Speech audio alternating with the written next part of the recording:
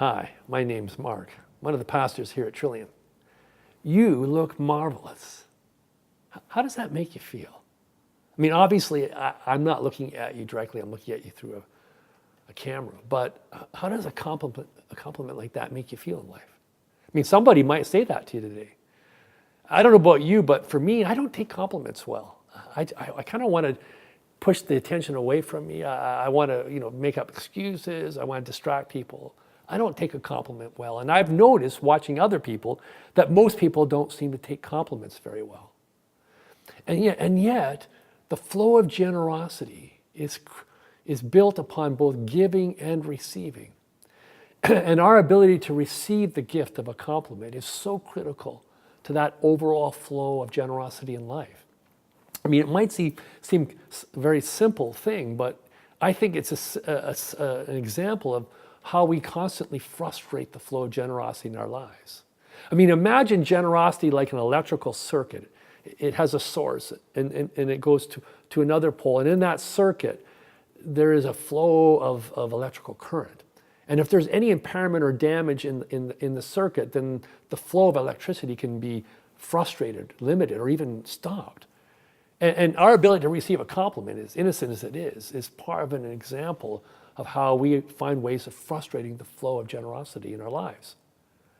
So the ability to receive, joyful receiving, is as important as joyful giving. I notice this in the way that people say to each other they love each other. Someone will say to you, "I love you." And often we say right back, "I love you too." And there's nothing wrong with that. And sometimes it's the right thing to say. But it seems to me often when people say, "I love you," they're giving us a hot potato, and we don't know what to do with that hot potato. And the tendency when someone gives you a hot potato is just to hand it back to them. "I love you. I love you too." See, it solves the problem, because sometimes when people say, "I love you," we don't know what to do with it. It's just like a compliment. And the tendency is to try to get rid of it as fast as possible. But think about it for a moment. If someone says to you in that moment that they sincerely love you, what a gift. What an incredible gift. It's something that needs to be savored and welcomed into our lives. And I think I've been thinking about maybe a better response than "I love you too" is "thank you." Or "I welcome your love for me. I'm amazed that you love me this way.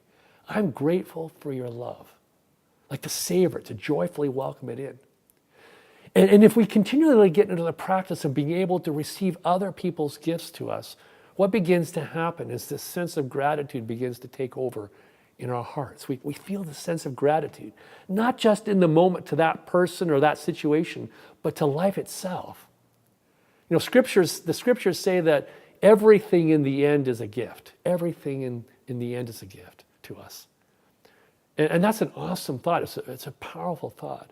It also means that we need to get good at receiving. If everything's a gift, then everything needs to be received.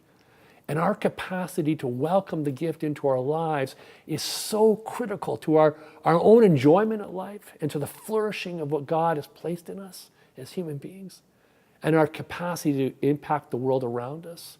Because gratitude and the ability to receive the gift is, in a sense, the setup for our own ability to give to others. See, God wants the flow of generosity to flourish in life. And that means joyful giving and joyful receiving. You look marvelous today. What's your response going to be? Thank you. I welcome your compliment. I'm grateful for it all.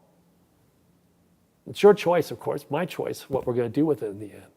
But understand for both of us that as we joyfully give and joyfully receive, the flow of generosity increases. It can even spill out into the ways others experience life around us. Maybe we can join in the common current of generosity to all people as we both give and receive with joy.